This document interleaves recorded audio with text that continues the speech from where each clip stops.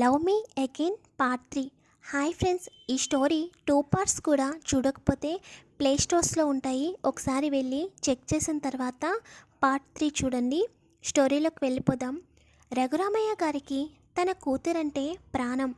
రఘురామయ్య గారిది middle class family. కానీ అతను తన కూతురికి ఎటువంటి లోటు రాకుండా పెంచాడు.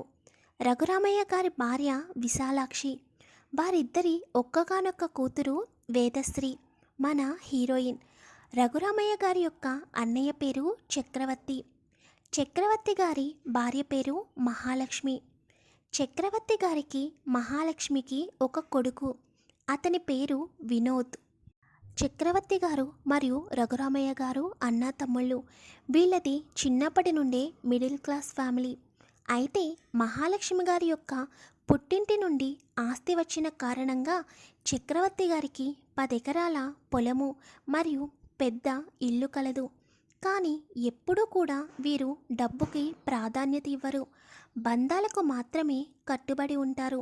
వీళ్ళందరికీ వేదశ్రీ అంటే ప్రాణం. చక్రవర్తి గారికి మహాలక్ష్మి గారికి వేదశ్రీ కన్నబిడ్డ కాకపోయినా వినోద్ కన్నా ఎక్కువగా చూస్తూ ఉంటారు. ఎందుకంటే ఇద్దరి కుటుంబాలకి ఏకైక ఆడపిల్ల వేదశ్రీ. ఇటు అమ్మా నాన్నలకి, అటు పెద్దమ్మ పెద్దనాన్నలకి మరియు అన్నయ్యకి అందరికీ వేదశ్రీ అంటే ప్రాణం. అందుకే చిన్నప్పటి నుండి వేదశ్రీని చాలా గారాబంగా అపురూపంగా పెంచారు. ఇప్పుడు వేదశ్రీ వైజాగ్లో ఎంఎస్సి కంప్లీట్ చేసి తనకిష్టమైన కోర్స్ నేర్చుకుంటుంది. రేపు తను తన గ్రామానికి వస్తుంది. తను నేర్చుకున్న కోర్స్ కంప్లీట్ అయిపోయింది. నెల రోజులు వాళ్ళ ఫ్యామిలీతో గడిపి మళ్ళీ జాబ్లో జాయిన్ అవ్వాలని అనుకుంటుంది వేదశ్రీ. ఇప్పుడు మనం ప్రజెంట్లోకి వచ్చేద్దాం. మహాలక్ష్మి గారు చక్రవర్తి గారి దగ్గరికి వెళ్ళి, ఏవండి, మన వేద రేపు ఉదయాన్నే ఇక్కడికి వస్తుందంట అని ఎంతో సంతోషంగా చెబుతూ ఉంటారు. చక్రవర్తి గారు చాలా సంతోషంగా ఫీల్ అయ్యి, నిజంగానా మహా, నా తల్లిని చూసి చాలా రోజులు అయిపోయింది. ఇప్పుడు అక్కడ ఎలా ఉందో, అసలు ఏం తింటుందో కూడా తెలియదు. ఇక్కడ మనం ఎంతో అపురూపంగా చూసుకున్నాము. రేపు నా చిట్టి తల్లి వచ్చిన తర్వాత దానికి ఎటువంటి ఇబ్బంది లేకుండా చూసుకోవాలి అని అంటాడు చక్రవర్తి. నిజమేనండి, అది మన కన్నబిడ్డ కాకపోయినా దానిని చిన్నప్పటి నుండి కన్నబిడ్డ కన్నా ఎక్కువగా చూసుకున్నాము. నేను బావగారికి చాలాసార్లు చెప్పాను, వేద బాధ్యత మాదే అని. దాని పెళ్ళి అంగరంగ వైభవంగా చేస్తామని చెప్పాను. కానీ బావగారు ఎప్పుడూ కూడా మన దగ్గర 1 రూపాయి కూడా తీసుకోవడానికి ఇష్టపడరు అని మహాలక్ష్మి అంటుంటే, నీకు తెలుసు కదా మహా, తమ్ముడు గురించి. వాడు చిన్నప్పటి నుండి అంతే, ఎప్పుడూ కూడా నలుగురికి సహాయం చేయాలని చూసే మనస్తత్వం. అలాంటి తమ్ముడు దొరికినందుకు నాకు చాలా గర్వంగా ఉంది అని చక్రవర్తి అంటాడు. ఇలా వీళ్ళిద్దరూ మాట్లాడుకుంటుండగా లోపలికి వస్తాడు వినోద్. వినోద్ని చూడగానే ఇద్దరు కూడా సంతోషంగా కనిపించేసరికి, ఏమైందమ్మా, ఎందుకంత సంతోషంగా ఉన్నారు ఇద్దరు అని అడుగుతాడు. ఇంకెందుకురా, రేపు నీ ముద్దుల చెల్లెలు వేద వస్తుంది అని చెప్పగానే వినోద్ సంతోషంగా, వేద వస్తుందా అని ఆనందపడుతూ, చాలా డేస్ అయిపోయిందమ్మా దానిని చూసి, నిజంగానే వస్తుంది కదా అని అడుగుతాడు. వినోద్కి వేద అంటే చాలా చాలా ఇష్టం. తను సొంత చెల్లి కాకపోయినా వేదాని సొంత చెల్లి కంటే ఎక్కువగా చూసుకుంటాడు. అవును నాన్న అని అనగానే వినోద్ వెంటనే వాళ్ళ చిన్నాన్న ఇంటికి వెళ్తాడు. రఘురామయ్య గారు వినోద్ని చూడగానే అర్థమవుతుంది. చిన్నాన్న, రేపు చెల్లి వస్తుందంట కదా అని సంతోషంగా అడుగుతాడు. అవునరా అని అనగానే, నేను ఈరోజు ఈవినింగ్ స్టార్ట్ అవుతాను, వెళ్ళి రేపు చెల్లిని నేను తీసుకొస్తాను అని చెబుతాడు. ఎందుకురా, అది బస్సులో వచ్చేస్తుంది కదా అని అంటుంటే, లేదు, అయినా మన కారుండగా అది ఎందుకు బస్సులో రావడం, నేను వెళ్ళి తీసుకువస్తాను కదా అని అంటాడు వినోద్. ఇంకా వాళ్ళు ఎంత చెప్పినా వినోద్ వినిపించుకోడని సరేనని చెబుతారు. విశాలాక్షి గారు వేదాకి ఫోన్ చేసి వినోద్ వస్తున్నాడని, ఉదయమే రెడీగా ఉండమని చెబుతుంది.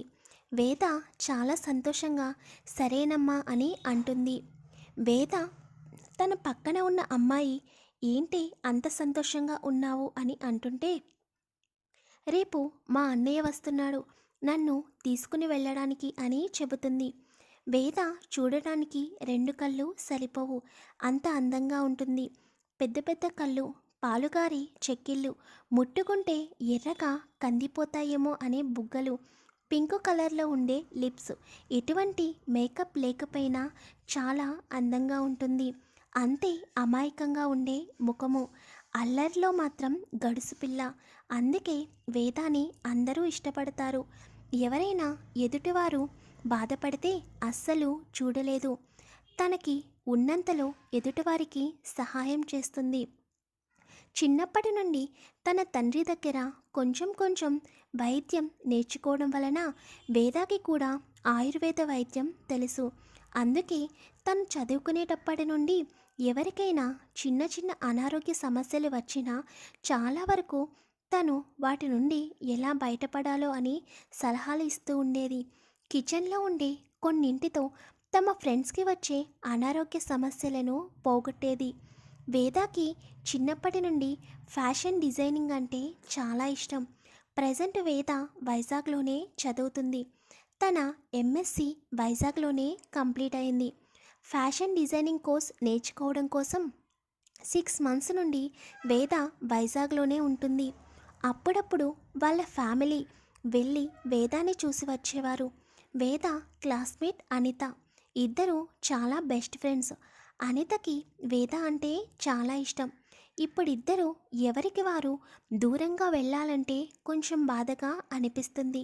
అందుకే వేద అనితతో ఇలా అంటుంది, నువ్వు కూడా కొన్ని రోజులు నాతో పాటు రావచ్చు కదా అనిత అని అంటుంటే, నీకు తెలుసు కదా మా అన్నయ్య నన్ను విడిచి అస్సలు ఉండలేడు.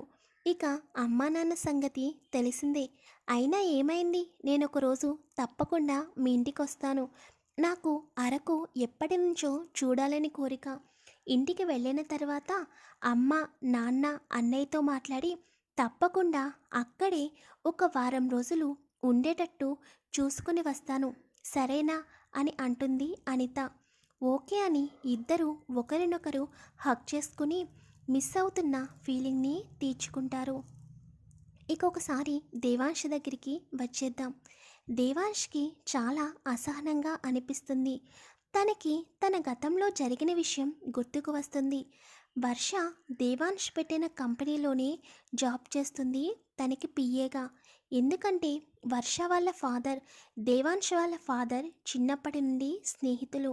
అందుకే వర్ష వాళ్ళ ఫాదర్ దేవాంశ్ పెట్టిన కంపెనీలో వర్షాన్ని పిఏగా జాయిన్ చేయమని దేవాంష్కి చెబుతాడు. ఎప్పటి నుండో వర్ష దేవాంష్ని ఇష్టపడుతుంది. అందుకే ముందు నుండి దేవాంష్తో క్లోజ్గా ఉండాలని అనుకునేది. కానీ దేవాంశ్ ఎప్పుడూ కూడా ఎవరిని తన దగ్గరికి రానిచ్చేవాడు కాదు. ఒకరోజు వర్ష దేవాంష్కి తన ప్రేమిస్తున్నానని పెళ్లి చేసుకోమని చెబుతుంది. మరి దేవాంశ్ ఏమన్నాడో నెక్స్ట్ ఎపిసోడ్లో తెలుసుకుందాం. ప్లీజ్ వీడియో నచ్చితే తప్పకుండా కామెంట్ చేయండి, లైక్ చేయండి, షేర్ చేయండి, ఛానల్ని సబ్స్క్రైబ్ చేసుకోండి. Thank you very much.